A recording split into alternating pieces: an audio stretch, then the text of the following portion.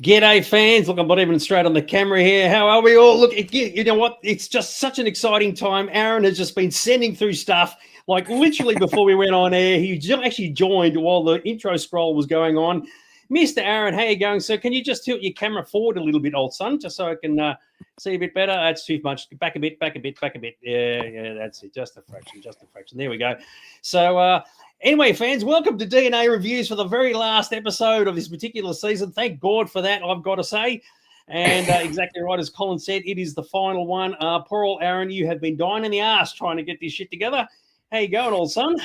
It was an extra long episode and I needed more time. It was the time war for me, and I didn't get it finished for the first time ever.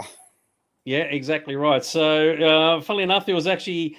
it actually may mean we may have to come back next week to talk about very exciting things that Aron didn't even get to sort of put into this show. We haven't even had a chance to have a chat ourselves because he just joined like 30 seconds ago.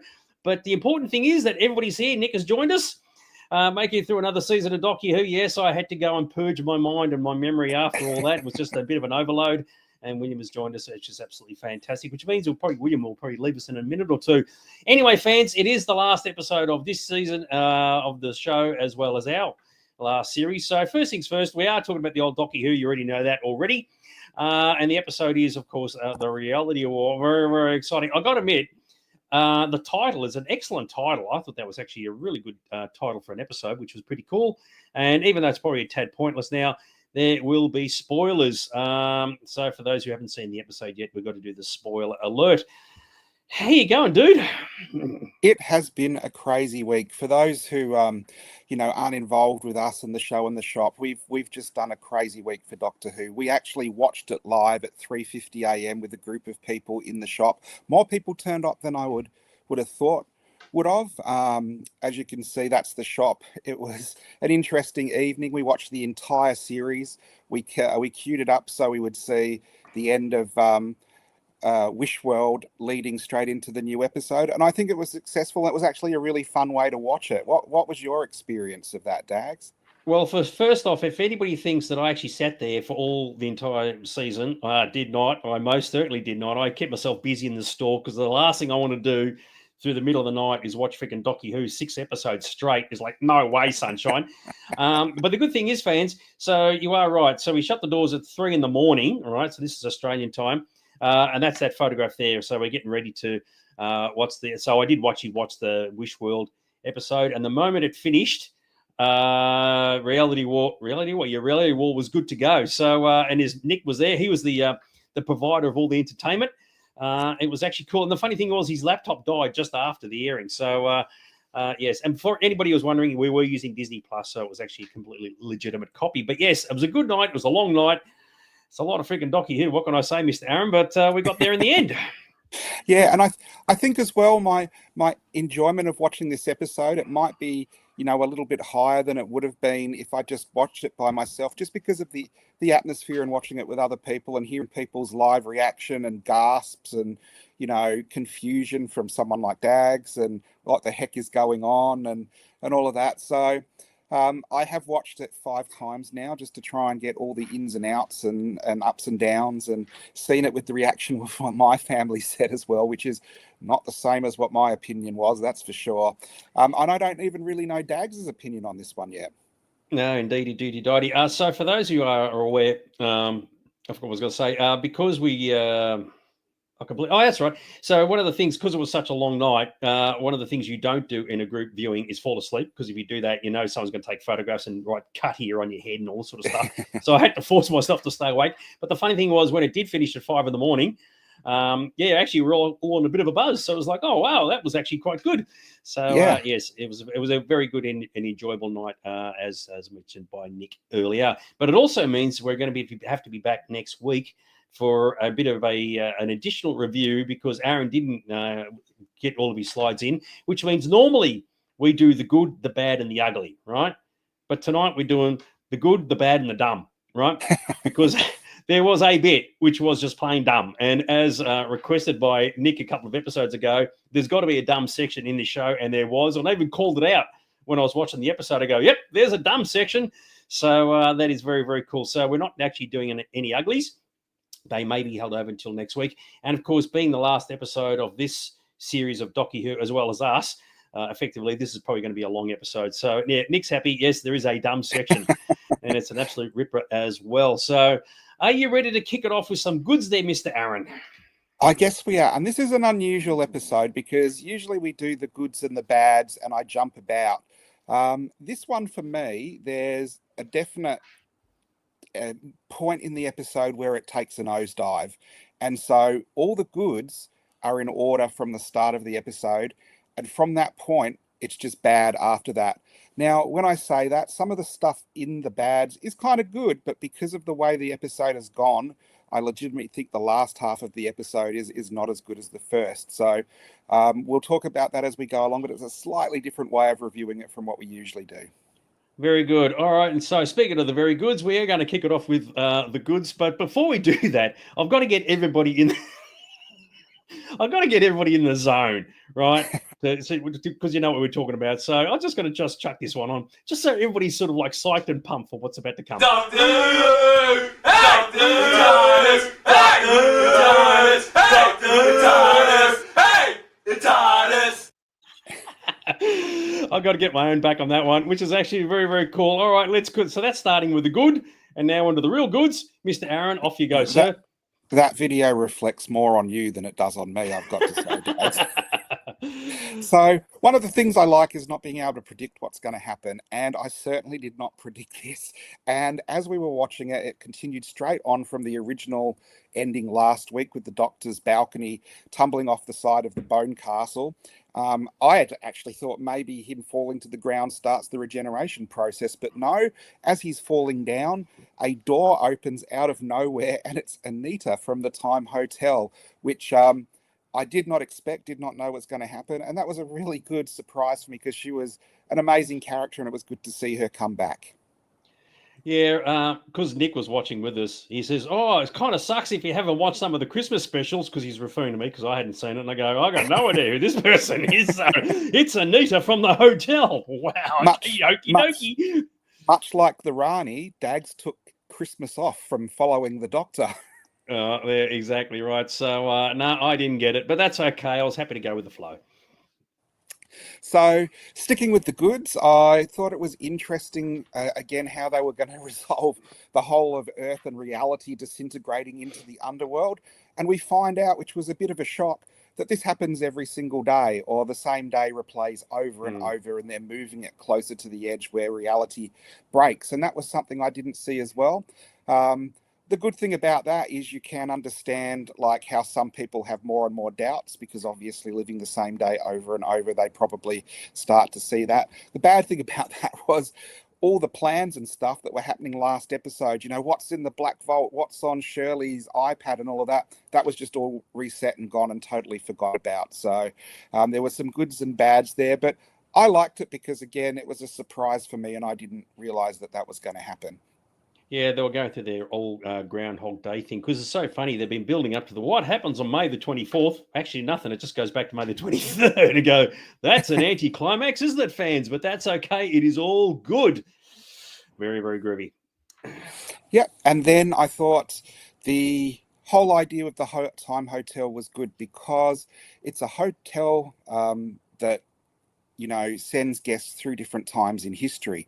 And because the Time Hotel is from the future, and it's also outside of time and space. When Earth is destroyed on the 25th of May, the Time Hotel still exists because it's a fixed point in time, and Anita is able to go back and try and work things out and sees that the Doctor is involved. I also like the Rani's Bone Palace because it's like not in this reality.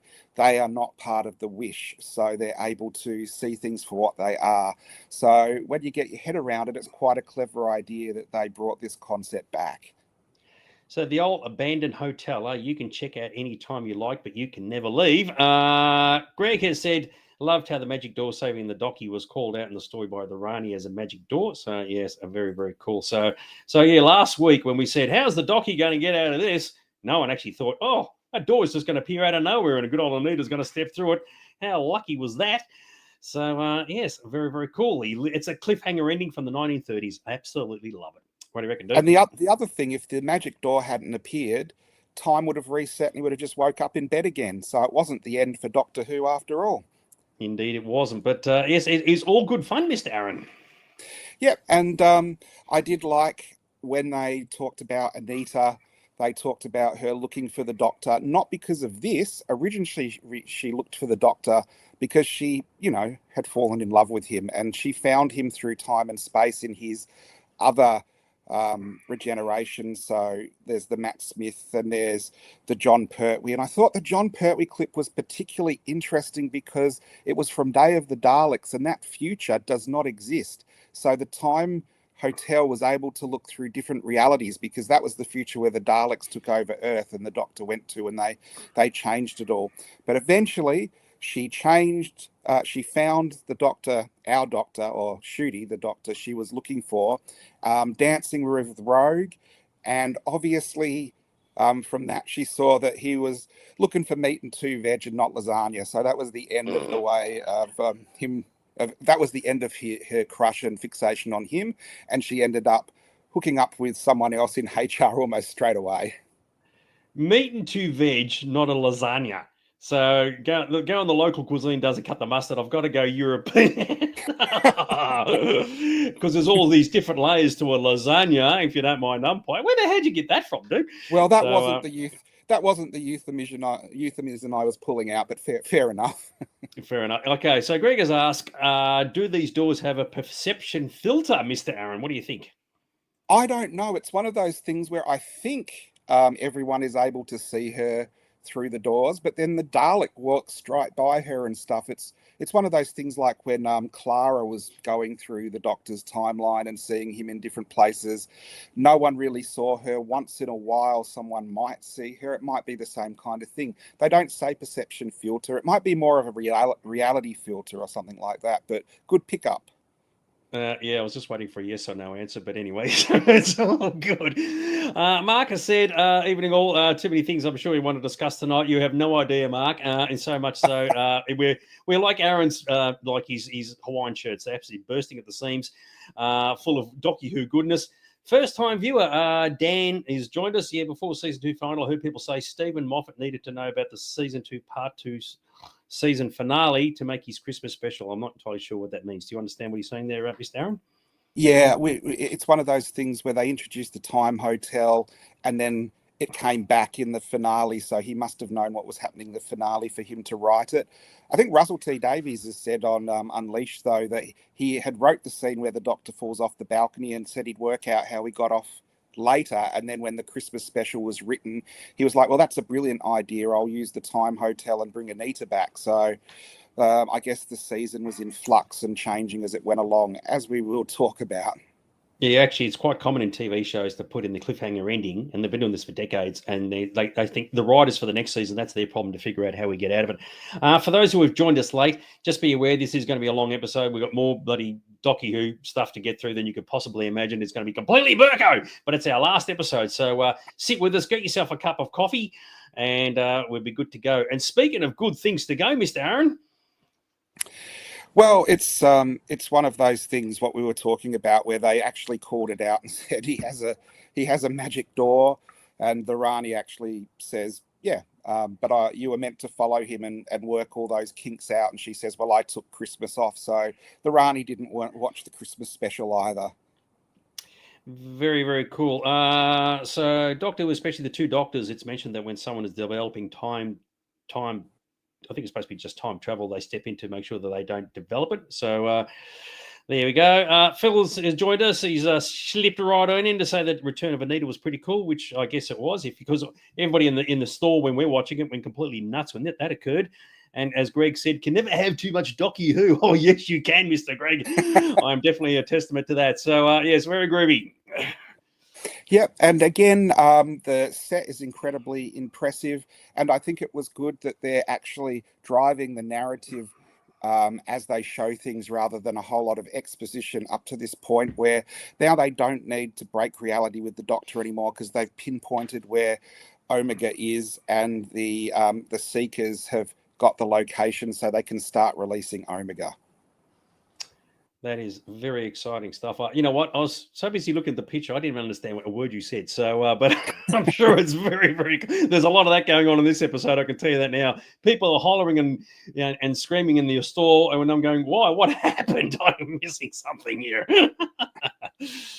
And then I thought this was quite a bold moment for Doctor Who. And one of the things we talked about for this whole series, or last two series indeed, their Doctor hasn't really solidified into a silhouette, a recognizable character that everyone knows is the Doctor. And maybe this is it. You see the Doctor change from John Smith and take his human disguise clothes off and change into the cassock or whatever he wears a few times through the last two seasons as the Doctor. And this almost breaks reality for Belinda when she sees him like that. She's obviously quite upset by the change that's happened in the Doctor, but it was a nice way to show the Doctor going from someone who was under influence of Conrad's wish to having complete control back himself and taking charge of the situation. Yeah, okay, fair enough. So because it's not a kilt, is it? So what's he wearing? I think it's called a cassock. Boy George used to wear them, but it's one of those things. It's not a skirt. It's not a dress. It's I think it's called a cassock. It's not a. He has Scottish. The actor Ncuti Gatwa has Scottish heritage, and he has worn a kilt before. But this is the costume he's come to a couple of times through the last 2 years. Clearly, they're obviously very popular in Kazakhstan, as we all know, which is very cool. Just quickly, apparently the day of the dance footage was taken from a special edition with added special effects not in the original. There you go. So very good. Eagle Eyes are spotting things everywhere, which is very, very groovy. They put an extra Dalek in the foreground and put some extra effects in, so it was pretty cool. I did like when the Doctor comes to UNIT, he basically says, "I am the Doctor," opens up all the time doors that let reality come into UNIT and get rid of the wish, and the UNIT personnel at first are like, "What the hell are you wearing?" And then they actually flip that onto, "What the hell are we wearing?" Because Kate would never wear tweed, and they'd never wear a suit or nylon or things like that. So I did think that was cool, and I did wonder where the Vlix was, and they boxed him up and put him in the corner. So when the reality came back, that whole corner exploded, and the Vlix is back. Wackadoo. This is probably the most poignant comment of the entire night. Don't worry, Dags. The episode was very confusing anyway. I'll tell you, tell you what, it's 4 a.m. and I'm watching this thing and I'm going, I'm wondering, you're doing my best Yoda impersonation. I'm wondering, why am I here? So, yeah, it was all good stuff. So, yes, and also there's actually an additional comment about the Day of the Daleks footage with additional special effects, as you mentioned, which is a very groovy, Mr. Aron. Yep, and I thought it was really good that once UNIT had control back, I don't know about how this works for personal privacy, but they have in personnel, apparently every one of them has a tracker, and they can activate the tracker like a sleeper unit, and that was able to overcome the Wish World influence as well. And so Shirley and Mel and Ruby all snapped out of it and were being called back to UNIT to fight the Rani. You wouldn't want to be in Woolworths, would you? Yeah, just going through the checkout and the cashier says to you, "Excuse me, you happen to be flashing." It's like it's a little bit, yeah, right. It's actually, it comes through the skin and everything. It's like, yeah, it's a bit of a dead giveaway if you. The worst would be right in a quiet, poignant moment of a ballet like Swan Lake or something, where the whole audience is just watching, and then you start flashing and going off, and excuse me, have to leave. Nah, it's when the ballerinas start flashing, dude. And I go, I mean, flashing in the neck, by the way, just not another flashing. So I just want to clarify that one. I was just going to say, I've never been to the ballet where the ballerinas start flashing. Dude, mate, Docky Who Wish World, what can I say? And of course, when UNIT come round, they of course are like, "What the hell are those bone things?" And it's one of those things that I really wanted answered last week, and I'm really glad they just didn't leave it as, oh, maybe they were floating through from another reality. They're actually almost like Earth antibodies. So when there's two different realities, they create a friction in atoms, and the bone things, the bone creatures come along like, I guess, antibodies to try and clean that up. So it's the universe's answer to irritation. They're basically they fix the Earth's tinea or something like that. Very good. The underverse. There's always a different phrase for something that's underground, and we've got the underverse, which I thought, that was actually quite a good phrase. So, which is very good. And Well, yes, the upside the upside down had already been taken by that's another right, series. from Stranger Things. Yeah. And then I did think it was cool because one of the things I've picked up, and this, I don't know if this is a mistake or it's because it's different versions of the wishes. I was like really buying into the Doctor actually has a daughter. They're going to change canon. She's going to exist, and he introduces her to Unit. But for those who wonder why I think she was going to be real and not part of the wish, all the wishes ended when you enter the hotel, and the Doctor takes Belinda and Poppy into the hotel and then into Unit, and Poppy does not disappear in like the non-wish reality of the hotel. That's very exciting. So all I know is that once you poppy, you can't stop it.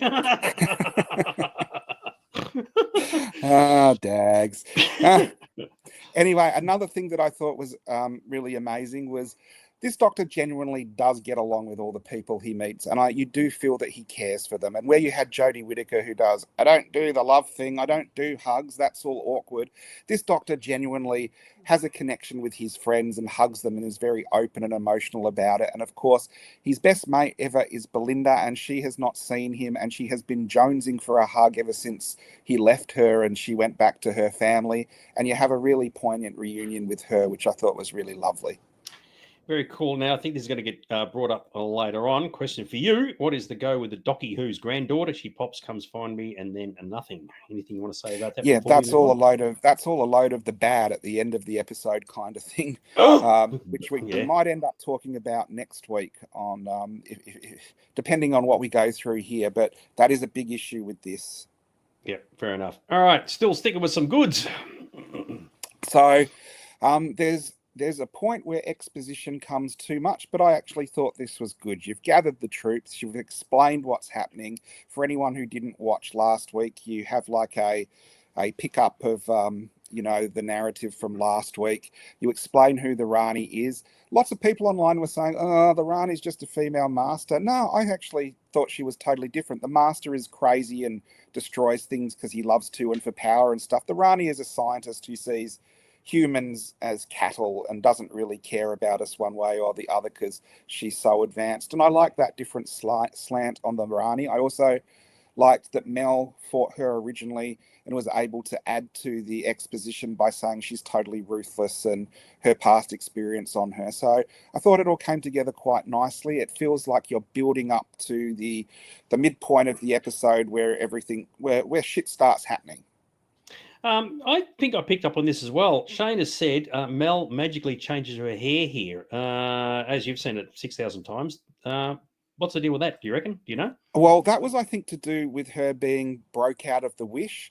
I don't think it was to do with the reshoots because Ruby's hair changes scene to scene and her wigs and her eyebrows change as well. And I think that was to do with the reshoots. I do think this was an actual production choice where she went from being the housewife, she says in last episode, to back in the Unit, and her hair does change. So I do think that was a production choice and not a continuity error, but with this episode, who freaking knows? So theoretically, if that was the case, you said it's because they're gone from the wish world into the real world, then based on that, everybody should look different. It's like Belinda should have like pigtails or something to make it really obvious that she shifted from one to the other, and all the other people in it as well, rather than just one or two people. So yeah, just a thought. The other time that happens, when the Doctor walks down the stairs and escapes sort of from the wish world persona, his clothes change. He doesn't have that long cassock. He takes his top off, and as he walks down the stairs, the next shot you see he's wearing that. So I presume changes like that were to do with the perception of the wish, not continuity errors. But it could be, you never know. Yep, fair enough. Marcus said anything can happen in the wish world. Yes, exactly right. And as Shane said, Unit did change outfits. I think what Mark means is what happens in wish world stays in wish world. Indeedy doody doity. So there you go. Yes, very, very cool. Anyway, we're moving on. More good. I think this was very cool where the Rani turns up and sets the conditions of what she's going to do. And it wasn't like the Master where I just want to kill everyone and I want control of the universe and this and that. Now, what she's doing actually has a logical explanation. And this was what I like, where they actually explain what's been happening in the last couple of episodes. And it's one of those things where she appears and it's not like a megalomaniac thing. She does actually have a lot of exposition, I guess. Some people like that, some don't. I know when we watched it, some of the stuff she was saying, people were gasping because it confirmed stuff that had been in other versions of Doctor Who, like the New Adventures and things like that. So I thought this was good, and generally it had me really enthralled as I was watching it, going, oh, how is this going to work? How is this going to happen? And where's it going to go, kind of thing. Greg has asked, what was with Mel riding her bike into the building, up the lift, and then dangerously into the scene? Oh, she's a daredevil, dude. Absolutely. You're watching Mission Impossible 10 or whatever it's called now. That obviously wasn't in the goods, because I thought that was pretty ridiculous as well. But it was the same with Shirley's wheelchair and the flames, like Back to the Future when she moved. I think the explanation for that is there's kids watching, and that kind of thing, excites them. Where for you and me, we kind of just go, well, that was a bit silly, wasn't it? What do you mean, you and me? I thought it was really, really cool. No, I didn't. As I said, the good, it's finished. The bad, the last 2 episodes. Oh, cop that if you don't mind. Umpire, sink those anti-Docky Who boots in, son. But we're still sticking with the goods. That's why Ad's podcast doesn't have any followers. It's a bit too concise. I did like this as well, and again, when we were watching, a few people were like, oh, because they brought back the time ring, which was from Genesis of the Daleks. It's a bit of a different design, but it's still nice that it was a nod to the past from such a classic episode. Doctor Who, otherwise aka Docky Who, introducing something that was there before but we never knew. Yes, exactly right. And that is very, very exciting. I actually know Genesis of the Daleks really partially well. I didn't know that. I don't recall there being a time ring in it. Not saying there's not. I'm not going to disagree with you. But that's very, very cool, Mr. Aaron. Yeah, love it. Good stuff. And then again, we have one of the things I was hoping for, how there's 2 Ranis, and they kind of talk about the bi-generation, and they explain about Mrs. Flood. And Mrs. Flood being one of the Ranis is a shock to, of course, Belinda and Ruby, because she was both of their next door neighbours. So I don't know if that meant they live close, or the Rani has like multiple rentals that she's leasing out and living in at the same time, kind of thing. But I did like that they bring that back, because I do like it when you have a character arc and they actually try to explain it. We will see. They didn't really explain everything, but at least they went there and tried a bit. So I thought that was good. Yeah, it was called the Severance moment. So if anybody's watched Severance, and the main guy discovers that his next door neighbour, who's just the little old lady who lives next door, is actually his boss in the building that he works at. So and he didn't know. So yeah, absolutely fantastic.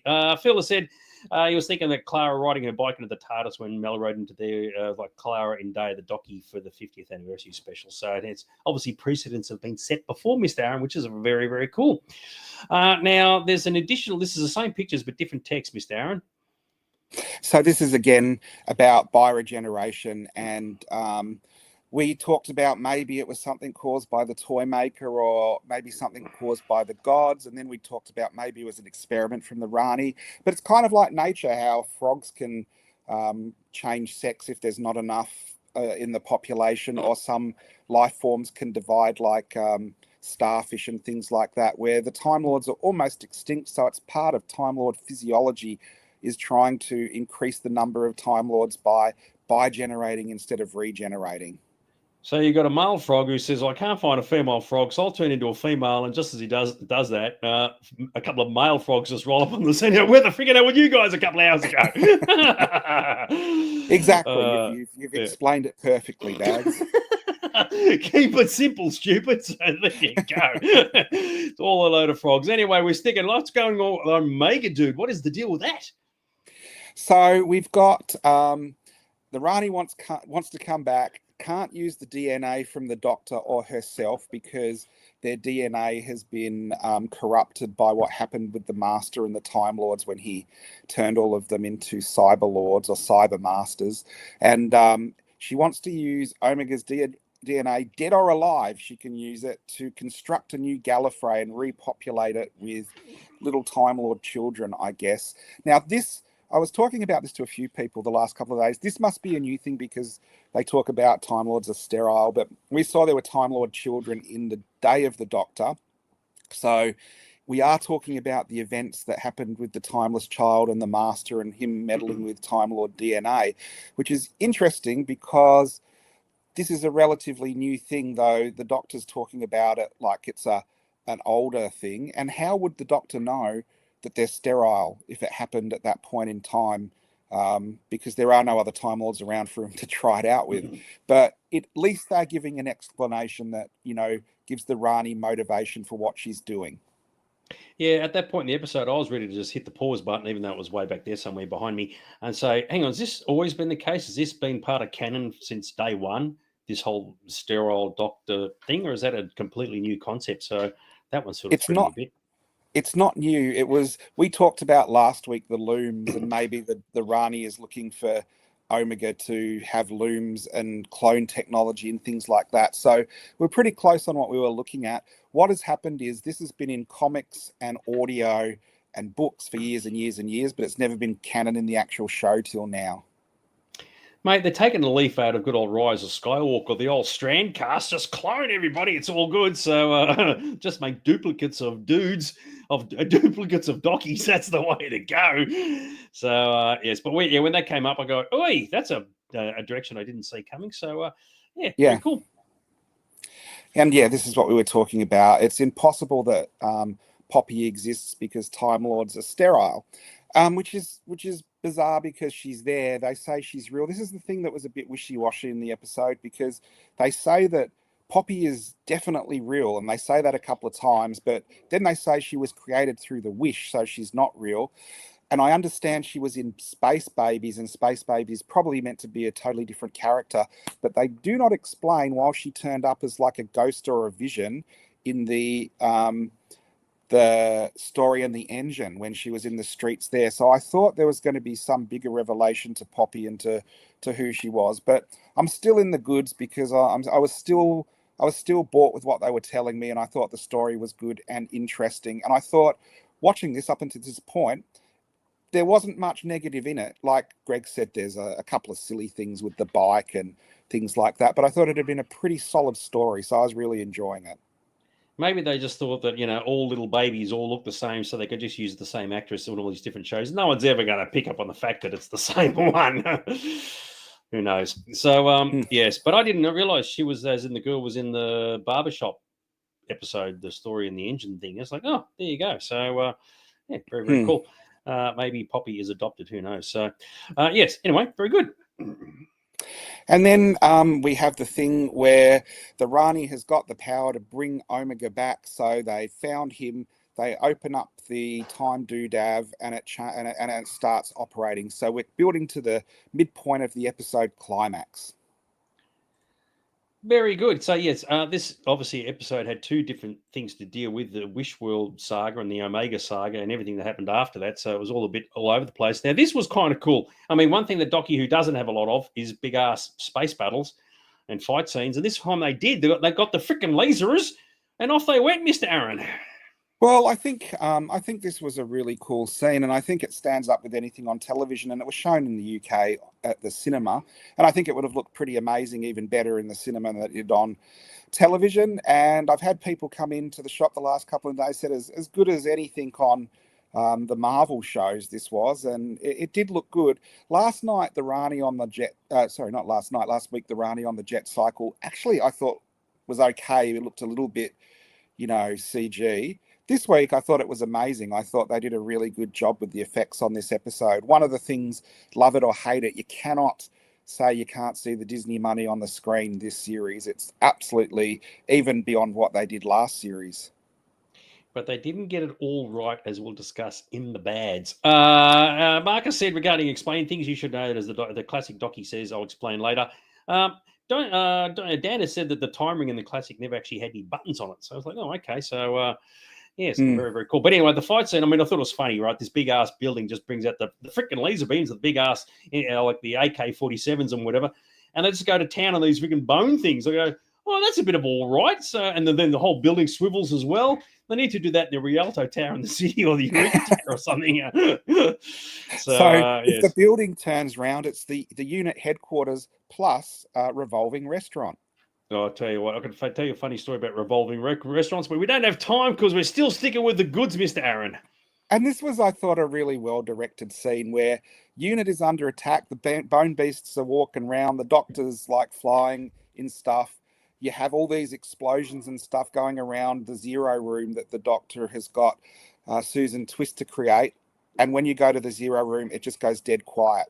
And there's not a lot of time on television where it goes dead quiet because you're not meant to have that. You're not meant to have silence on television. But when it does, it actually is really impactful. So all this stuff is going on around them, and they don't know, and they're in the zero room, and it just goes dead quiet. And I thought that was just a really lovely touch in the episode. 3 things. Now, if anybody wants to hear my very, very quick story about the revolving restaurants, just let me know in the chat and I'll say it's very fast, but it's actually very, very funny. Greg has said, luckily, it's the highest building. Oh, well done. Imagine these going, do. Oh, shit, sorry about that. We just chopped the top of the neighbour's building off. So, Dags, does your experience in the revolving restaurant involve you whipping out your galvanic beam? Here's one I prepared earlier. Rose has joined us. Good morning. Good morning. It's actually, was it now freaking nearly 8:45 over here at night time. So, and hello from you from the UK. Did the finale make any sense to you? Absolutely not. For me, did to Aaron. And did you like any of the jokes like Mrs. Flood saying it's a good night from me? Yes, we're going to discuss that a bit later on, which was very, very cool. I've completely lost where we are. All right. Yes, we're still sticking with some goods. So away we go. Yeah, and I did think the goods still did include when the Doctor outsmarted the Rani, even though we didn't know it, and when the Rani and the Doctor had that brief entanglement with their sonics, the Doctor had scanned her sonic to get her codes and now could call in the Rani's hoverbike kind of thing. So I do like it where the Doctor switches the way things are looking because he's smarter than the other people in the room. So that's how the Doctor should always be. So I thought that was a good little point in this episode. Very cool. Not a single person has asked me to tell my revolving dinner story, but so I'm going to tell it anyway. Went to a revolving restaurant with my other half. We sit down at the table. I said to her, I just got to go to the bathroom. I get back and she's gone. Where'd you go? She's pissed off and left me. She's revolved around the other side of the restaurant. I thought she'd buggered off and she was just around the other side. I don't know. This is a Doctor Who podcast, and you like it when the stories revolve around you. Yeah, well, it's got to happen sooner, like, because this is just killing me at the moment. I tell you what, keep going. And I did think it was good that you don't forget they have things in the past. One of the things I hate about TV shows is, 5 seasons ago they had this technology. Wouldn't that come in handy now? No, everybody's forgotten about it. In Doctor Who, at least someone's got their, finger on the pulse. They remember Project Indigo and the transporters that they had from the Sontarans that they adapted to work for UNIT way back with Martha Jones and Captain Jack in the first Russell T Davies era. So some people might have gone, well, that's just a handy thing they've pulled out of their ass, but it was actually something that was a plot point in another episode, and bringing it back is good, because if they hadn't done it, other people have been, well, why didn't they use the transporters that they'd made to get into the Bone Tower? So I thought it's good when continuity is respected and reused. Indeed. Ads has said, yeah, what goes around comes around. There was a question here.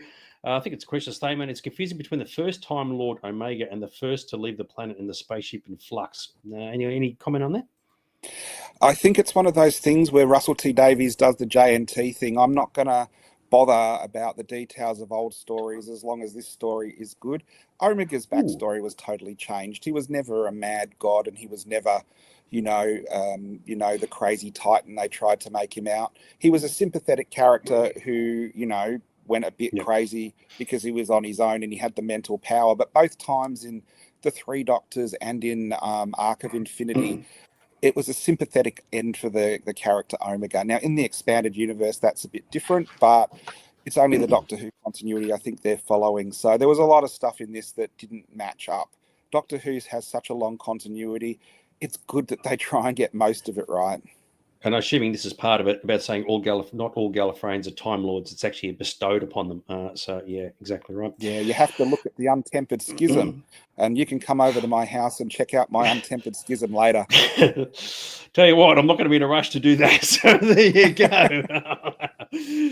So again, I thought this was good. The Doctor uses his sonic as a remote to call in the Rani's hoverboard or jet ski or rocket sled or whatever we're going to call it. And it comes and lands. And again, the scene was great. This is the start of it where he calls it. The next slide, I think if we go to that, it shows him flying through London. And I think that's always a great thing because Doctor Who's a British show, and the more landmarks you can get, I think it really is almost a homage to the Britishness of it, which is part of its charm. And then you have the Doctor weaving his way through the bone beasts. You know, it makes for a very dramatic sequence. But why do you bother flying through their rib cage when you could sort of just go around them instead? See, everybody in the store, when we saw that sequence, thought exactly the same thing. It's like, oh, because we discussed it last week and it was more evident this week. Dispatch war rocket Ajax to bring back his body. It was straight out of Flash freaking Gordon. He's on a Hawkman rocket cycle, you know. It's like, freaking hell, man. Oh, dude, that was actually really, really funny. So, yeah, someone, I think it was actually someone behind me or around me quoted that line, and I go, yep, we're all thinking the same thing. It's straight out of Flash Gordon from 1980 for those who haven't seen it. The other thing that's weird, though, is last week when you saw the bone beasts, where they were touching the ground, you can see they weren't actually in our reality. They were actually semi-see-through. And this week they seemed very, very solid and being able to be shot up and blown away. Yeah, dispatch war rocket Ajax to bring back his boner. Well, it is British, so he's got the stiff upper lip, as it were. So, yeah, it's very, very cool. And I did think how the plan all came together. What was going to happen with this plan was telegraphed really, really early. So maybe that was a bit on the nose. But I did like that Ruby went in to face probably the biggest monster she's ever had to in Doctor Who, which is the guy that basically broke her heart and also put her down so terribly and betrayed her. So I thought it was really good that Conrad's undoing was Ruby and not the Doctor's. So I thought that was good too. Question. I think we may tackle this next week, the way things are going. Are there two Poppies, one that was born in the future and this one? To keep the answer simple, if you could. Unless you don't know. The story implies that, yes. Yeah, okay, very, very good. Okay, yeah, I like the idea that at least Conrad was just using a gun, right? No freaking laser beams. He actually had just a normal, good, stock standard gun. And but yeah, the fact that he thought, dude, you got to shoot Ruby, it's like, God, that's a bit harsh, isn't it? So yeah, it's quite good. And then I thought the good was the Doctor. He turns up and the Rani goes, well, I know you. You're not going to come with any weapons. It's going to just be with your words and you're going to try and talk me round with platitudes and things like that. And I'm not that type of person. And then actually talks him round by sort of saying, well, wouldn't you like to see the Time Lords come back? Wouldn't you like to meet Omega again? Aren't you at least interested to see what we can do and what's going to happen? And the Doctor actually says, yes. Now, the Doctor is never going to join them. But it is sort of one of those things where the Doctor could go, no, I'm never going to join you, Rani, and so she just kills him. But this way, at least, is a way for him to see what's going to happen and work out a way to defeat her. Yeah, because when you do wonder if you could repopulate the entire Gallifreyan population, you'd be thinking, well, why not do that? But because it's obviously the method is different, and of course Omega has a completely different perspective when that time comes. But when you first initially think about it, you go, well, there's only two of us around. Why not have more of us? And the Doctor, the Rani does say, look, let me do that. I'm not going to destroy your world. I'll leave you and all of that. It is one of those things where it's not like the Master who would just do it. The Rani actually gave them terms. I did think that was interesting. She is, by what she is doing, evil. But there are different motivations to someone like the Master for doing it. Yep, all good.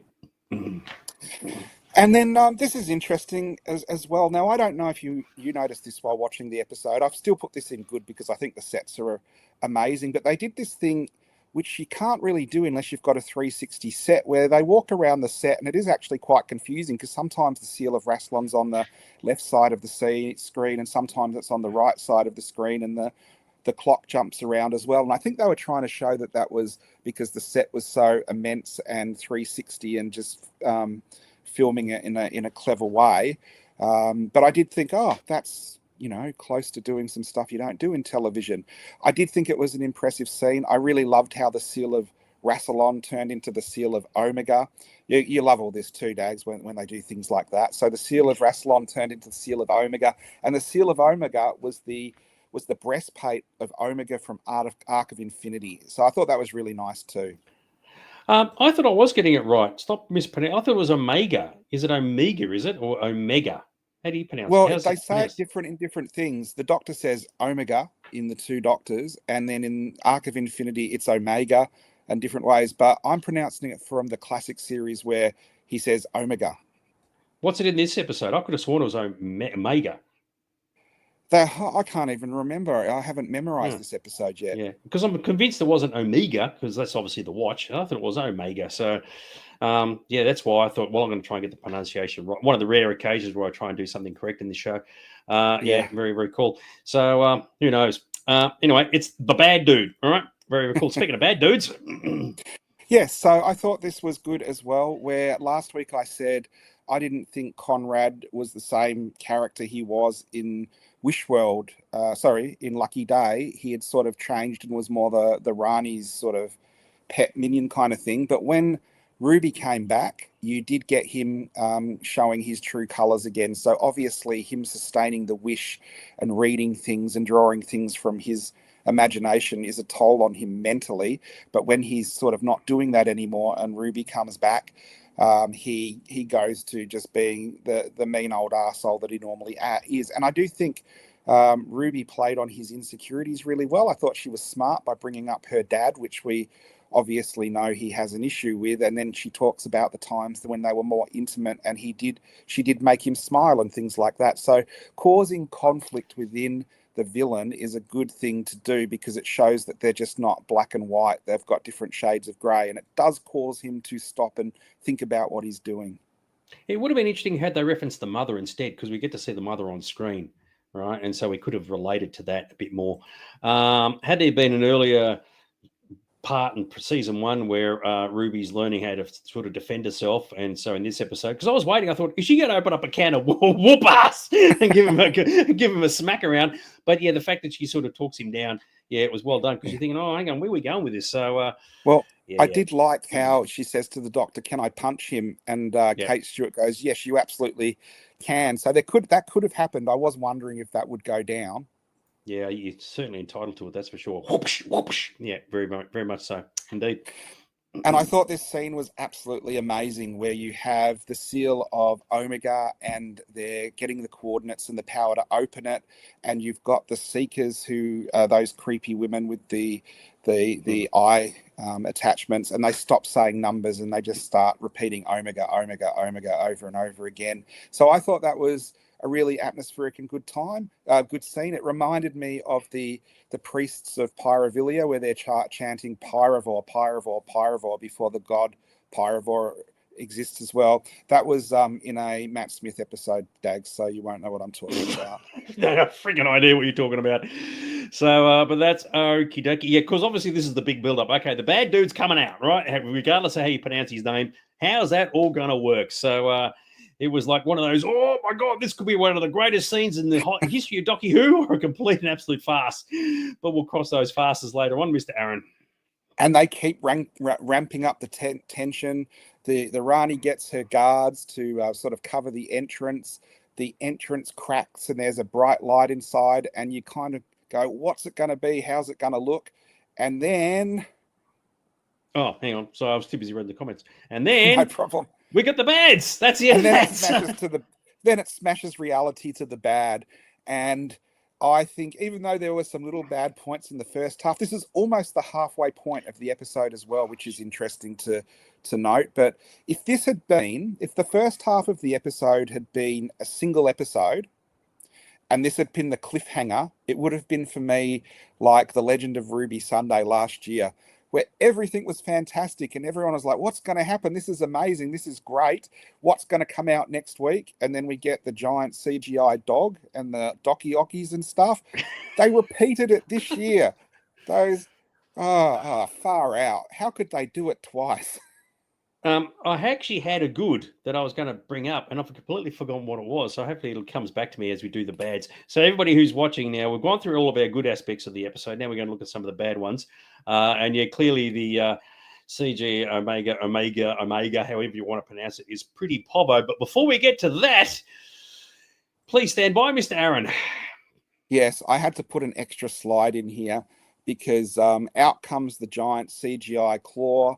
I was hoping it was going to be Peter Davison, kept a secret, and my heart sunk. And it was one of those things where it's the whole of reality fractured and then it's downhill from here. So we have Omega claw his way out, and he looks like a giant, almost baby fetal like zombie god video game type thing with generic booming Nick Briggs voice sort of going, I am the god of time. Really? Oh my goodness. Come on. Now, I don't know if people thought this was good. Maybe in the cinema it was a big, expensive looking thing. I can't, again, fault the special effects and the design, but sometimes, just a good actor or someone who can come out and not shock because it's a giant bone zombie is going to be a lot better than a giant CGI bone zombie. What was your reaction to the reveal of Omega?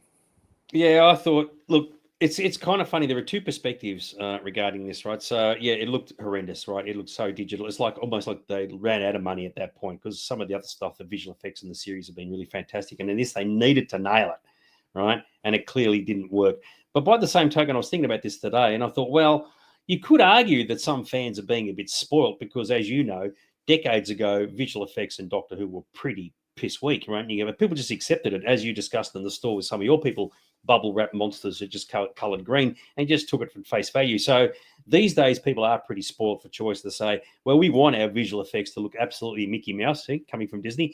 And in this case, they dropped the dropped the bundle. It should have been absolutely awesome. So, and it wasn't. I don't think in our group screening, you could tell the collective groan from everybody as soon as this dude popped out and go, oh, that looks pretty crap. So, yeah, and maybe it's just echoing Doctor Who bad guys of the past and Doctor Who special effects of the past, where they just always look very dodgy. But yes, it was definitely a letdown. So, anyway, not to worry. Yeah, very good. Anyway, yep, go on. Yeah, they open the cap to the underworld, and out comes the monster Mash and invites them all to the graveyard smash. And he kind of comes out. The Rani's like, well, we'll see about that. And he just picks her up and eats her, which again is really disappointing for two reasons for me. This whole 2-year story arc has been building up with Mrs. Flood and the Rani, and whoever the Rani was going to use, like Omega, is also part of that huge build up, and they kind of dispatch of her so, without a second thought or without her doing anything. She went into unit headquarters and she told everyone that in milliseconds she was able to change her DNA and escape the effects of the Time War, yet she can't see some huge freaking bone claw thing coming up behind her and have any defense to anything like that. And then it just chomps on her, yum, yum, yum, and that's the end of the Rani. Yeah, that's why they say in the story, mate, we need to move on to part B, just get rid of it and be done with it, right? Even though it looks completely crap. Now, this is funny, right? Nick has said, I'm impressed that I know about the green bubble wrap aliens. Well, it's because it was discussed in the shop, but I do know of the aliens called the Wirran. Hey, that little green bubble wrap dudes. Mate, how cool am I? I bet Nick's going, holy shit, Dags actually knows his Doctor Who stuff. Well, I would have preferred it be the aliens called the Colin. And if he'd rolled out, like, oiled up in his wheelchair, that would have been a better alien than the freaking thing we got with the Omega. Yes, I know. It kind of didn't cut the mustard. But anyway, it is all good. Yes, you are right. It is munchies. Yes, time to chow down on a Rani. Make a Rani chocolate bar and see how you go out there, fans. Go for it, dude. Yeah. So, again, we've had this huge build-up to Omega, who is now the god of time, so probably one of the biggest gods from the pantheon that's been released. And we've seen in the past how powerful and what they can do. The Doctor introduces the Mrs. Flood to him as the Rani. The Rani actually says, "Oh, and that's the end of the two Ranis, and it's good night from me," which is actually, I thought was quite funny. It's a joke from the two Ronnies, and we said last week about the two Ronnies, the two Ranis kind of thing. Did you get that was a joke from the two Ronnies? Yeah, I didn't get the first bit, but I got the second bit. But as soon as you said two Ranis, I go, yeah, I got that gag.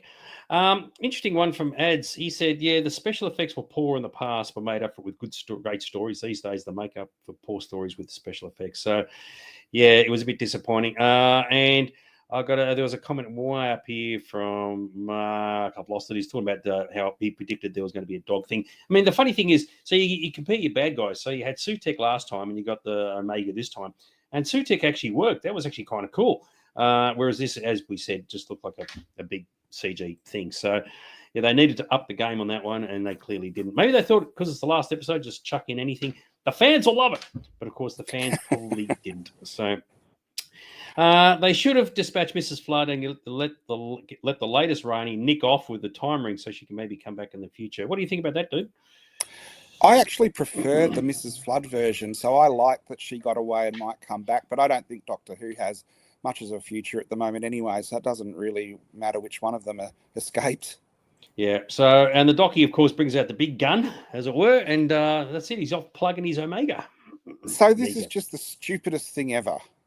The Doctor, okay, you have the Vindicator, and it was said that it's a weapon, and the Doctor says it has the power of 1 billion supernovas. Do you not think that would have burnt his face off straight away as soon as he switched it on? If it had the power of 1,000 or 1 billion supernovas, as soon as he put it on, our entire solar system would have probably disintegrated. But I guess that's what it takes to defeat a god, and he shoots it in Omega's face and forces Omega back into the underverse. Yeah, it was a bit of an anticlimax, wasn't it? So the big bad dude turns up and then does nothing at all and just returns from whence it came. So if they had have perhaps done this a few episodes ago and expanded the story on how the Omega thing was actually a bit more a threat, that probably would have worked. But yeah, this was definitely how convenient. Yes, exactly right. Done, dust, and you go, well, that was a bit of a no-show. So, but of course, we've got to move on to other more important things, Mr. Aron. The damn kids. So the trick we saw earlier where they're like, don't push that yellow button. She pushes the yellow button and there's no consequences at all, except it like shoots her behind the person. She reuses that trick with Conrad, and she steals the baby who is giving the wishes. No one was watching the baby, Dags. Well, it's just a damn kid, mate. There you go. Oh, hello. Have I put this one? Is this supposed to be here? Or I made a mistake? No, I think that's out of order. Sorry. So yeah, that's okay. I'll see what else I can find. Here we go. So there we go, fans.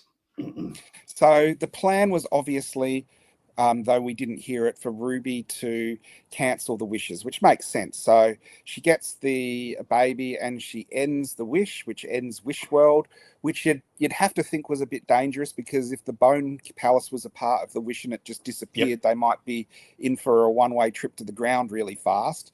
But we find out that Conrad's room was actually the TARDIS. So when she teleported into Conrad's room, she teleported into the TARDIS, which was something I didn't think you could do, but there you go. Yeah, I think at this point it's like heading towards 4:30 in the morning when we're watching this, and I think my brain's already turning into mush.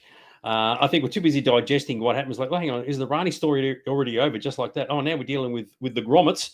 And of course, now this is the bit that didn't work for me. I'll let you go first. So they get back to Unit, and they open the Zero room, and Poppy has survived the end of the wish, and the Doctor collapses on the floor because he's a Time Lord. He realizes he's got millions and millions of years of child support to catch up on. So the Doctor actually has a daughter, and I really liked that. I really liked that they were changing canon and the Doctor would have a daughter. And like I said, The thing where she went into the time hotel earlier and she didn't fade away suggested to me that she was really going to be the Doctor's daughter and really survive. So I'm giving it a bad because of all the stuff they play around with from now on that totally negates that. I remembered what my good was, and I thought this was excellent. That was when the Doctor and Belinda are talking on the TARDIS, and they're passing the yellow thing back to each other. They're talking about going on holidays and going to places with the kid. And as they're doing that, the thing shrinks in size, and eventually he wipes his hands, and of course they've forgotten who the kid is. That was a really good moment, right? That was because Ruby's watching them. The yellow thing's going between the two of them and just shrinking down. That was excellent. I got to admit that was a really, really good bit. What I didn't like about this, what you go? I've actually put that scene in. We do talk about it, and I think it's beautifully filmed and an amazingly good moment. Yep. But in the storyline it's in, I think it's wasted because of the overall story. So the bit that I didn't like about this, right? So the whole Poppy thing with the kid has just popped up out of nowhere. Suddenly the Doctor's got a kid and it's a real kid. And all of a sudden, every man and his dog is protect the kid, protect the kid. It's like up until like 3 hours ago, we didn't even know the damn thing even existed. And it's like all this focus went on this child. Now, had they introduced the whole child thing earlier on in the season and had been building up, like he'd lost the kid in episode 1 of the season and now has to bring it back in this episode, it would have had far more impact. But I found it very difficult to relate to. It's like, who cares? It's like the Doctor's got a child. He's really upset. It's like, dude, you didn't even know you even had one. So that think was force fed. Hang on. That was force fed into the audience. And I don't think it worked because they're trying to deal with the Rani story, the Omega story, and the Poppy story. And it was just too much for one episode. And I thought, it lacked all the emotional impact that it should have had, because in the end, you kind of think, I'm too busy focusing on, well, how did the Omega thing die and Rani die? Who cares about the kids? So that's how I saw it anyway. So that's exactly why from the midpoint, I've just said the whole thing is bad, because for me, the story arc for the whole 2 years has been about Mrs. Flood and the Rani and then Omega and what they were going to do. And they polished that off in 2 scenes. And then, as you said, this whole Poppy thing has been crowbarred in out of nowhere because the series has been refilmed and they've decided to end it in a different way from it originally was. So I was really disappointed by the last half of this totally, because I felt cheated that we weren't getting the full machinations of the Rani working with Omega, and the end of this episode should have been the Doctor defeating them. They shouldn't have been dispatched just really easily in the middle of the episode. Yeah, and that was the problem, and it kind of ruined. So in the end, you actually ruined both halves of your story, because both of them had just been rushed through. As Greg said, he felt they were trying to force me emotionally about Poppy, and it didn't work exactly because, I mean, if the kid had to have existed, like even the first season when he's with Ruby, or just been introduced somewhere, and there's just this like arc that goes the whole way through, and the kid's under threat, sure enough, but not in one episode. It's just not going to cut the mustard, as you're kind of referring to here. Yeah. Yeah, and this is where we're coming up to that scene where again they give the baby Joseph to Ruby's family to raise, which is kind of lucky, and he's done all the paperwork with his Sonic. I didn't think that was bad. Didn't he try to erase the wish and get the family back and take the baby back to his own family? So I did think the Doctor would probably try that more. I thought what was really stupid was the Doctor ended the wishes before he knew what was happening at UNIT, because if you had the power of that baby to be able to wish things, if he says no more wishes and that's the end of it, and he gets back and things aren't 100% good, there's no way he can undo them. So I thought that was silly of the Doctor doing that. Another thing too, you're obviously meant to focus a lot of energy on the kid, but because of all the other stuff going on in the show, including the things that haven't happened yet, it just gets lost in the ether. So when people say, "Oh, what were the coolest things about the reality war?" and you go, "Oh, we dealt with the Ranis, we got the Docky here, and there's a regeneration there." What about the kid? Who gives a shit about the kid? So it kind of like got swallowed up with all this other cool stuff that was going on. So I can't imagine there'd be many people who after this episode go, "Oh, the kid is what I'm really dialing into. What's Poppy's story?" I'd be surprised if that's actually the case. So there's a number of messages coming through. I'm struggling to keep up with them, but we're going to keep going with our bads, Mr. Aron. So off you go, sir. So this is the scene you were talking about, which was amazingly well filmed. Yes. How you see the Doctor has Poppy, and so Belinda and the Doctor are passing between them Poppy's jacket, and as they fold it down to put it away, it gets smaller and smaller. And I thought what was really sad and really emotional at the end, the doctor like wipes his hands of it. He actually wipes his hands together Yeah. and it's gone while Mm. Ruby is watching. And if you hear that cracking sound, that's the weight of the series on Millie Gibson's back on her spine, because I thought she's carried this entire series. And this is another example of what an amazing actor she was, because I actually thought in this scene the doctor and Belle were being, over the top, like, oh, we love travel, we do that, we do that. Even if they didn't have Poppy there, the doctor knows that Ruby's standing there watching, and it's a bit mean for him to be saying, we're going off and we're going to explore the universe and we're going to drop you home, Ruby, Yeah. because we're off to have all this fun. So it worked on different levels. And I'm keeping it in the bad because it's layering on that emotion for me to feel, and it doesn't seem deserved because it's all about Poppy. It's what Greg was saying. They try to the music is the strings, and they're trying to pull at your heartstrings and stuff. But it is one of those things where you're like, hang on a second, this was not what this series was about. Yeah, it's funny, right? There's so much to take on board with this, but yeah, you're right. The Doctor and Belinda are really having this big heart-to-heart, and they're going to travel the universe, and you're thinking, hang on, has he just ditched Ruby? It's like he's just been out with the old, in with the new. And of course, that's not the focal point at all, but it gives that impression. Of course, Ruby's the only one aware that the baby thing is disappearing. And yeah, you do feel for her, and you go, oh, that's not really, really cool. All of a sudden, he's got himself a new companion, and I've been forgotten. But that, yeah, it was really well handled. I got to hang on. There was a rumor saying there was supposed to be a cliffhanger for Reality World where Susan is watching from afar. Do you know about that one at all? Yeah, that was all filmed. They changed Yep. all of that. That was the original ending, but they refilmed in October when Disney pulled out and the show was cancelled, and then they rewrote and refilmed in February the new ending. So the ending was originally where the Doctor and Belinda come out of the Zero Room, and and Poppy still exists, and they reach the Mayday and they have a party, and then you get to meet Belinda's family and her father sings, and the big thing in the background is Susan is watching from the balcony, and that was going to be series 3. But when Disney pulled out of series 3, September, October last year, they had to rewrite the whole thing. They basically condensed 2 years story arcs down into 1 year, and this is what we got. Okay. Greg asked way up here, how did Ruby and the Doctor know how to invoke the wishes, kiss the baby, and blow in the air? Yeah, good point. Unless you That got was any thoughts just on that? Shooty. Whenever he sees children, he kisses them. But it's one of those things that I think, I don't know. I think it's one of those things the Doctor and the Rani knew as well.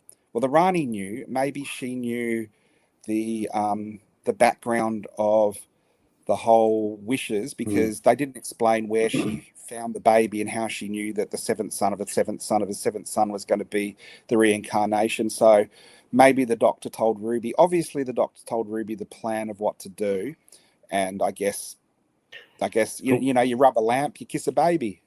Yep, done.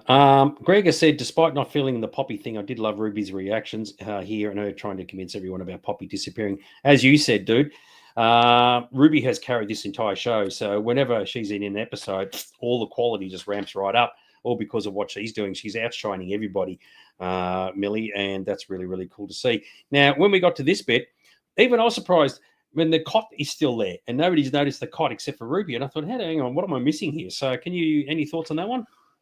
Well, that's the cage the Doctor usually keeps children in. But seriously, get used to these bars, kid. Yes.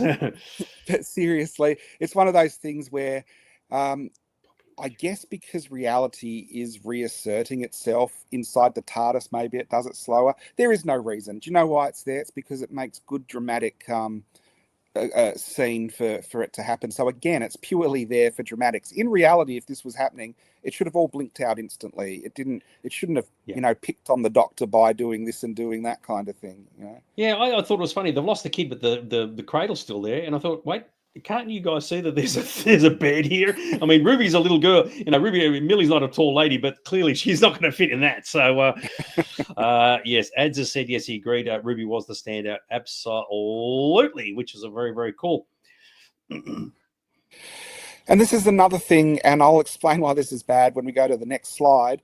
Anita comes back. She's a good character. They have their farewell scene. And then she says, "Oh, I have a message from you for the boss." And then in the next slide, I've added two more things where the doctor actually says, "Oh, I'll park that one," as in that's an important thing. There is no freaking way that they're ever going to come back and do this whole the boss storyline. So in the middle of wrapping up of season finale, why the hell would you start like putting more mysterious thing into it?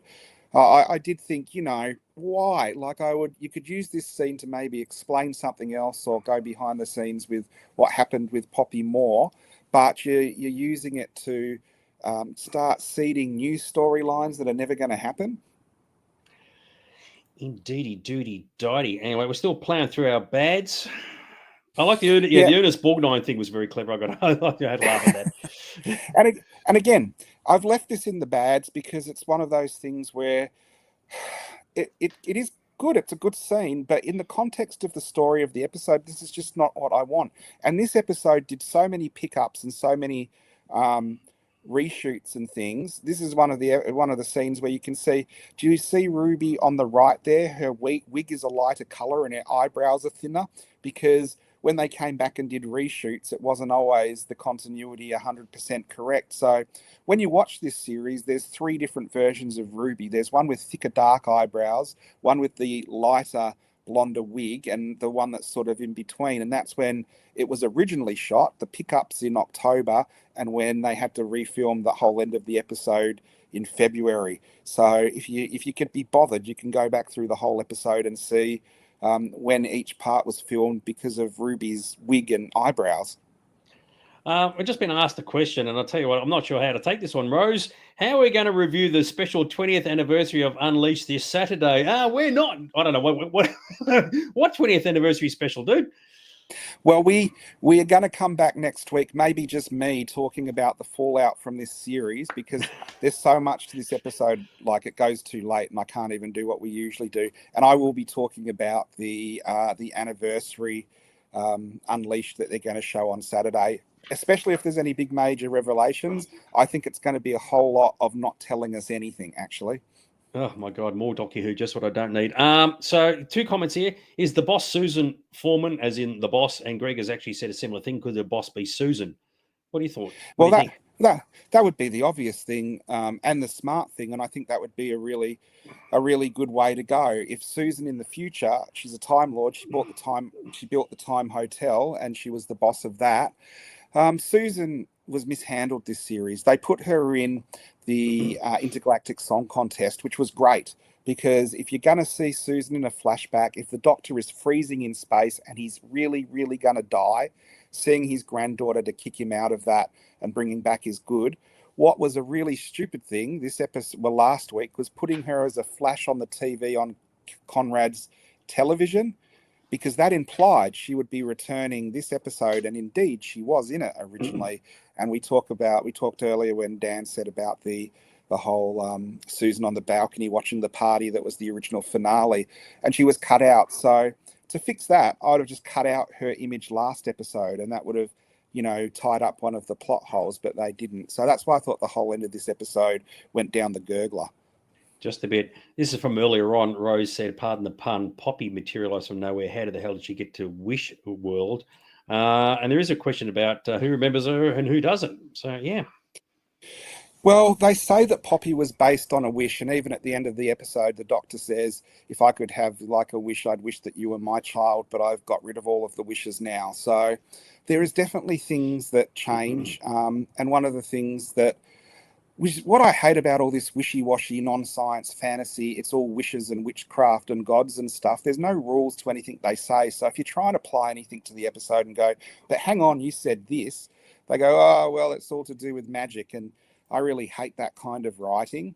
And they do that thing here where Ruby says she can remember things other ways. Now, we've done this thing with Ruby a couple of times where Ruby can make it snow, but they never explained it. I was really hoping they would explain that at the end of this finale, because last week Ruby could remember things when usually you had to be someone who was disabled or, gay, or someone Conrad wouldn't think about. Even if Conrad had said he hated Ruby so much, she didn't figure in his plans, and that's how she remembered stuff, that would have been cool. But not having it at all, and they did it again in this, where Ruby goes, "But I magically can remember all these things. Does that mean that they're not real?" And they're like, "No, they are real." And she's like, "Well, you've got a daughter then." And then I was like, "Okay." So it is a really nice sort of. I like the idea of the Doctor having a daughter. He has a granddaughter, so we've got to work out how that happened. But this was not a well thought out way to introduce that. We were talking about the two Ranis earlier, and Dan's obviously realised that Ronnie Corbett was actually in the Sarah Jane Adventures comic relief special. That's actually quite funny, yeah. And there's a nice little gag for those who have picked it up, and Dan obviously has, which is very groovy. So, yeah, good stuff. So the Ruby, and again, when they should have been wrapping it up, they're overloading the audience with exposition. And really, if you're smart, you have all the exposition at the start of the episode, and then you react to that through the rest of the episode. And you have this this thing where they have the exposition, they wrap up Omega and the Master, and like you said, they tack on all this extra stuff at the end. Ruby's in a different wig again there, and you get all this different exposition, and it all starts up again when this is where it should be winding down. It feels like. Doctor he's missed his chance. Could have wished for a better series. Oh, God, if you don't mind, umpire. Russell has joined us finally. I've seen all sorts of rumours and claims. Do we actually know what the original episode would have been like, and would it have been better than what was transmitted? What do you think, dude? I have a pretty good idea, and I think it would have been better.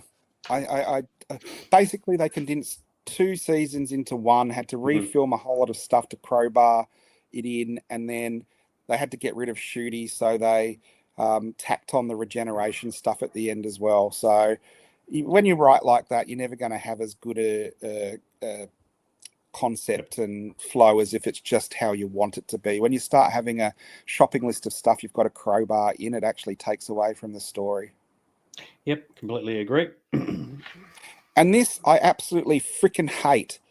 This is the last shot of Ruby. She doesn't get a goodbye. She doesn't get a happy ending. She doesn't sort of join with the Doctor. Ruby's his best mate. Belinda was a different dynamic with the Doctor, and the last shot of her, and she's done some heavy lifting this season. All my favourite episodes have had her in. She just gets to watch and the wind blow as the Doctor leaves them all. And I just thought, I did think at the end she might come back, but nah, that's it. Out. It's like the collectibles in your store, dude. Out they go. Now, so just paint the picture, fans. So it's probably about heading towards 4:45 in the morning at this point. We're watching it in the store, right? Okay, very, very cool. We got Rani's gone, Omega's gone, the freaking kid's gone. Okay, we're getting into the money shot, as it were, this damn thing. And then, of course, this person pops up. And, of course, we all know that Aron was not exactly a big fan of this particular docky. And then when she arrives, I thought, oh, how's this going to be received by everybody in the room? Did you know that Jodie was going to be popping into this episode? Yeah, I did. Oh my gosh, I thought we'd got rid of Richie Poo forever, but back she comes on her broomstick. Okay, I'm being mean. I do know that there are some people who really love the Jodie Whittaker Doctor, and for them it would have been absolutely amazing. I think in the room, there were groans and cheers kind of thing. It was more a gasp of, oh, that's pretty cool. And I do like it when old Doctors are returned. But I think this series, it was undercut. It happened too much where they used clips and bits and pieces from different Doctors all the time. I have it in the bad because I don't like Jodie Whittaker's Doctor and I don't like the whole era. So that's a personal bad for me. I know some people really loved it, and that's absolutely fine because I like a lot of crap that other people hate too. So I'm never going to really say your opinion is wrong. But I thought for me, if all the things we can waste this episode's time with as we're building to this climax, that's not what I wanted to see.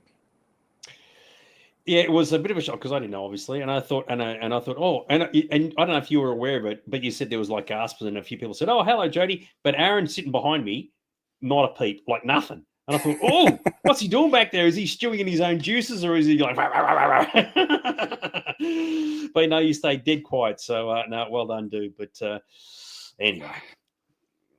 Yeah, and then it's one of those things where they dwell on Jodie's regeneration again, where they said, oh, maybe I should say, use I love you more. And I should have said that to Yaz. And the doctor's like, you never did, kind of thing. And I do appreciate that the Doctor is, the Doctor Who team is readdressing some of the plots from her era. The Jodie Whittaker Doctor always was portrayed as someone who didn't do emotion and was hard and awkward at points like that. And this Doctor is different, but it seemed to just grind the episode to a stop for me. That's because I personally don't like the era. Other people would have been loving it, and that's fine. But just personally for me, I didn't like it. What did you think about all that? I really didn't have an opinion because I never watched any of her series. So I was more of like, oh, okay. And I look, because I know the Doctor's got to regenerate, right? And I initially thought, right, that, oh, shit, hang on, is she coming back and she's going to replace him? So she's going to be the 16th one. That's right. And I thought, oh, Aaron's going to be pissed at the eyeballs if that's the case. But no, she just sticks her nose in and then leaves. Yeah, go on. Your personal favourite is Legend of the Sea Devils, though. Yeah, like a hole in the head it is. There's a story about that, fans. It's not as good as my revolving casino dinner scene, but we'll move on to the Legend of the Sea Devils story for another time. Not a big fan of Jodie's Doctor, but I did like this scene. So, yeah, very, very cool. We're getting to the climax of the episode, Mr. Aaron. Stuff's going on. The visual effects of obviously the budget has been poured into this scene, which is cool. Well, regeneration has changed a lot from the Doctor falling over and then slowly wiping from one actor to the other. Now he can frickin' power himself up Dragon Ball Z by bashing his hands together and like pointing the regeneration power into the TARDIS. Again, okay, I guess modern audiences are used to that kind of thing. I did think this was just frickin' overkill. I did like that the Doctor was prepared to give his life for someone else's life. That was a really nice sentiment. Do you know what? He's better than Matt Smith. Amy and Rory lost their baby and the Doctor goes, I'll try and find that. And they never got it back till she was fully grown. So you've got to give him that. But I just think they're going over grandeur and visual effects rather than good story. Yeah, I didn't actually understand why I was doing it. I was completely lost. I was like, why is he changing in the first place? So completely went over my little head, I got to say, Mr. Aaron. So reality had reasserted itself, yeah, and it was 1% off. And that 1% had erased Poppy, who was a real child in the other reality. And the Doctor was using the regeneration power of a Time Lord, he says, the last of the Time Lord, to reassert reality by 1%. So he uses his regeneration power to blast it into the heart of the TARDIS to reset reality 1%. So that's why he was doing it. Dude, you make it sound like I actually... did I make it sound like I cared? Did I? It's like I don't understand why. I don't really want to know. But for those who couldn't figure it out. So even then I wasn't listening to what you were saying. But anyway, it doesn't matter. It's all good. And then it shows this scene where reality breaks. And it looks like the television screen breaks and reality breaks. And I was thinking, oh, thank goodness. They're actually going to say that this whole series of Doctor Who was fictional. And we're going to jump over to the real Doctor Who, because this was all a cul-de-sac, dead-end Doctor Who, good riddance kind of thing. But no, they didn't do that. Yeah, anyway, like at this point, it's late in the morning. We're just like, just get to the new dude, for crying out loud. New dude, new lady, whatever. Just forget all the shit. Just regenerate, for crying out loud. Now, what happened here? There were supposed to be additional slides. Aaron didn't get them to me in time. So we just got this one before we get to the last one. So I don't know where you were going with this, but there was a couple that I'm definitely missing. Sorry, dude. So after reality breaks again, the Doctor wakes up in a garden. And I actually thought this was going to be on Gallifrey, and it was going to be the garden that you see the first Doctor walking around in the three Doctors and the five Doctors, which you don't exactly know where that is. So again, that was bad because it looks like this amazing, well-manicured garden. It turns out to be Belinda Chandra's parents. So they have an amazing looking garden, I guess, but the Doctor is on his way to regenerating. He's trying to hold it back. Well, maybe Belinda Chandra's parents, he works for what do you call it, Jim's Mowing or something. So I don't know where we're going to go after that. Is there anything you want to say? We've got no pictures regarding what happened after that. The only thing I had a picture of, and I think it would have been better, like reality has changed, but it hasn't changed back the 1% that he wanted. Reality has jumped to now. Belinda had a child of her own, and they show the whole series, and they go back over the series, and all the time Belinda was saying she had to get home, it was because she had to come back and get home to Poppy.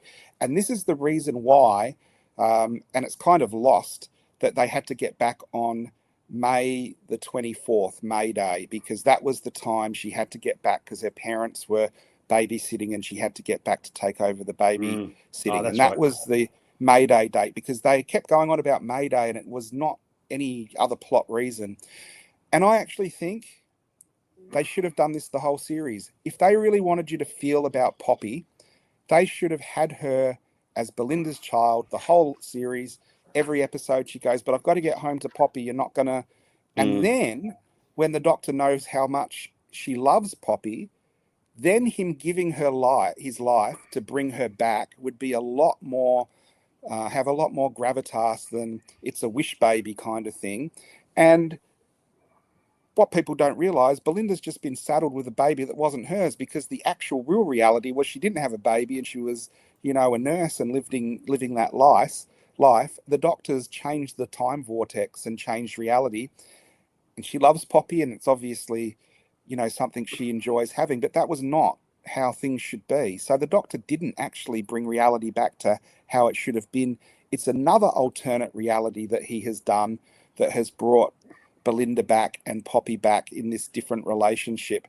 And so I thought that was really bad, And it turns out down the road, Marty McFly's got himself a new 4x4 and Biff is polishing it. I like this one from Mark. Tom Baker should have been on the other side and said, fancy a jelly baby. I thought that was actually kind of funny. So much made about the new Doctor saves the world and would never let one person die. But the Doctor has saved the world many times and many people have died and never went back to try and save. Very good. All right, so we finally get to the last bit. It's like, Jesus Christ, nearly 5 a.m. as far as we're concerned. And Billy Piper turns up. Half the room, remember there's only 7 of us watching this, went absolutely ape shit over this. And of course I thought, hang on, this was rumoured for weeks, if not months. And I thought, why are you guys surprised? I thought it was just a done deal. So what are your thoughts, old son? Well, no, Dags, it didn't leak. You heard it as I told you. It only leaked for a couple of days. Okay. It was just I knew. So it was a big secret, and I really didn't tell anyone. But yeah, so it wasn't a surprise for me. I was really, really hoping that they didn't do it, because I think it's a silly idea. From what has been explained to me, this is the ending that means Doctor Who is over. They had someone lined up. If Disney were going to put money into it, they were going to regenerate into someone else who was actually a bigger Hollywood name, and they filmed it. But this is the Doctor Who is over ending, which means no one has stepped up to put any more money into it. And it's the over ending because the very first scene of modern Doctor Who was Billy Piper waking up as Rose. And so Russell T Davies has brought the end of New Doctor Who in a full circle back to Rose. So it's a stunt casting. It's done as a bit of a laugh. She isn't meant to be really seen as the new Doctor, but we'll see how it goes. It was done as a stunt casting because they're hoping people will go, what happens next? But it's not what's happening as what's been explained to me. I think Doctor Who's going away for a while. All right, so Greg has said, I hadn't heard the rumour, and this was a genuine surprise to me. So what this tells you, fans, is you got to get your asses into Aron's store, because that's where you get all the hot goss, right? Now, me as a non-fan knew this shit weeks ago, months ago, years ago, right? Billy Piper, it's a done deal. Even Kate Winslet got brought up at some point, right? So I see at the show go, what's the big effing deal? It's like we're discussing this for yonks. You got to get to Aron's store. What? Dags, you're saying stuff online you shouldn't be saying. All right, so I'm just going to show. We just can't even edit that out. So it's all done and dusted. The world has moved on. Now, normally, all right, I'm in trouble now. We're going to get banned. Normally, we would move on to our uglies, and of course, we are running so late. We actually don't have them because Aron didn't get a chance to do them in time. But what we do have is the dumb, the good, the bad, and the dumb. And this is clearly the dumbest moment in the entire episode. Who the hell puts rocket jets in a damn wheelchair? What do you reckon about that, Mr. Aron? We talked about Marty McFly a moment ago. How would you even steer the damn thing? I mean, wheelchairs aren't designed to go that damn far. So I got to admit, when I saw that was like, mate, that is completely stupid. I can tell you, Dr. Emmett Brown puts rocket jets in a wheelchair, and like not only does it do that, but it gets to 88 and can time travel as well. Yeah, bring on the dump. I mean, that was pretty stupid. And of course, like she hasn't got seatbelts or anything in the wheelchair that we're aware of. So when she hit the anchors, eventually that would have ended quite badly. But I got to admit, that was definitely a stupid moment. They obviously said, we've got to get the woman from here to the unit headquarters. Oh, it's like R2D2 having rocket jets in his legs all of a sudden. And it was all good to go. But that was definitely a very silly moment. So I knew straight away that was definitely a dumb for sure. So very good. What do you reckon there, Mr. Dude, Mr. Aron? Well, like I said, I will come back next week and have a more discussion of the fallout of this show and talk about the 20th anniversary. I don't know if Dags can be coaxed onto that or I'll be here solo, but Dags has had enough Doctor Who for the whole year, I'm pretty sure. Yeah, exactly right. But anyway, so that's the end of our slides for that particular episode, Mr. Aron. And of course, we have been referring to your shop multiple times. So for those who have no idea what the Ken hell we're talking about, it's this place, Mr. Aron. Seems like it's like the southern hemisphere hub of Doctor Who activity, actually, really, doesn't it?